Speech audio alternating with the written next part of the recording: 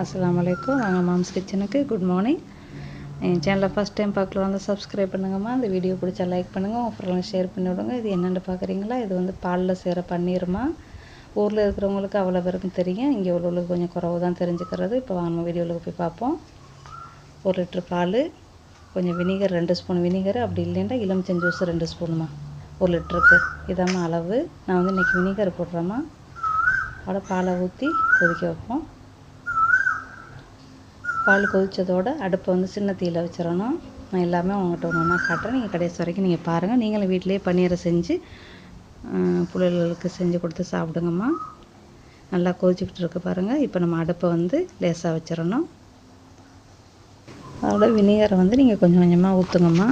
2 ஸ்பூனையும் ஒரேடியாக ஊற்றிடாமல் கொஞ்சம் கொஞ்சமாக ஊற்றுங்க. இப்படி கிண்டி விடுங்க. கொஞ்சமாக ஊற்றுங்க, கிண்டி விடுங்க. அடுப்பை வந்து சின்ன தீயில் வச்சுருங்க. நான் காட்டுறேன். எல்லாத்தையும் ஊற்றியாச்சு. இப்போ கிண்டி விட்டு கொஞ்சம் நேரம் இருங்க. அது வந்து அழகாக வந்துடும்.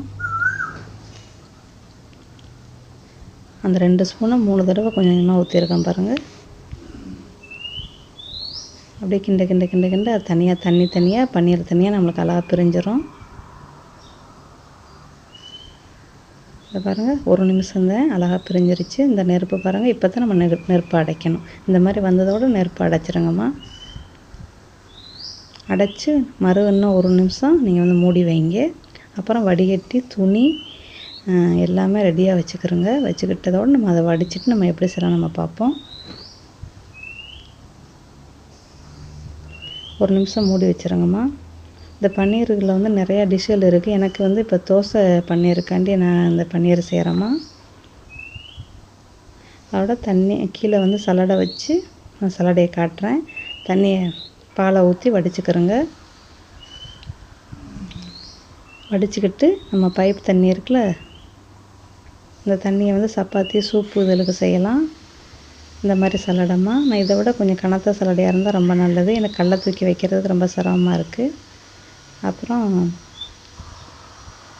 பைப் தண்ணியில் வந்து நல்லா கழுவிக்கிறோங்கம்மா. வினிகர் வாசம் போகணும் நம்மளுக்கு. அப்புறம் நல்லா கையில் நல்லா இப்படி தட்டி விட்டு இறுக்கி சுற்றி, கட்டவெலாம் இல்லைம்மா, நான் சும்மா இப்படி சுற்றி இப்படி வச்சுட்டேன், அவ்வளோதான். சும்மா ரொம்ப கூட நான் இருக்கலை. வச்சு அதோட கடலை தூக்கி மேலே வச்சுட்டேம்மா. தண்ணியை ஒதுக்கியாச்சு. இந்த மாதிரி சலடையை மாற்றிக்கிட்டோம்மா. அப்புறம் அதோட 1.5 மணி நேரம் கழித்து நம்ம வந்து எடுக்கிறோம். நம்ம கொஞ்சம் தானம்மா, அதனால் நான் 1.5 மணி நேரத்தில் எடுத்துட்டேன். இதை பாருங்கள், அழகான பன்னீர் ரெடி ஆயிடுச்சு. நம்ம வீட்டிலேயே எவ்வளோ அருமையான பன்னீர் செஞ்சாச்சு.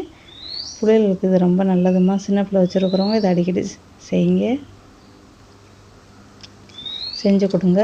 உங்கள் இஷ்டத்துக்கு உள்ள பீஸ்களை நீங்கள் போட்டுக்கிறோங்கம்மா. இது நிறையா டிஷ்ஷுகள் உங்களுக்கே தெரியும். நிறையா டிஷ்ஷுகள் நீங்கள் செய்யலாம். ஊரில் இருக்கிறவங்களுக்கு ஈஸியாக கடையில் கிடச்சிரும். இங்கே சரியான விலைம்மா. அது இந்தியன் ஸ்டோருக்கு போனால் தான் நம்மளுக்கு கிடைக்கும்.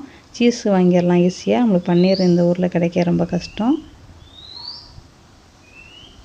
அவ்வளோதாம்மா. எனக்கு இவ்வளோ தான் வந்துச்சு. எப்போவுமே எனக்கு இவ்வளோ தாம்மா வரும். நீங்கள் வந்து நான் இங்கே பசும்பால் தான் இது. நீங்கள் வேறு பாலில் செஞ்சீங்கன்னா உங்களுக்கு கூட வருமானு எனக்கு தெரியலை.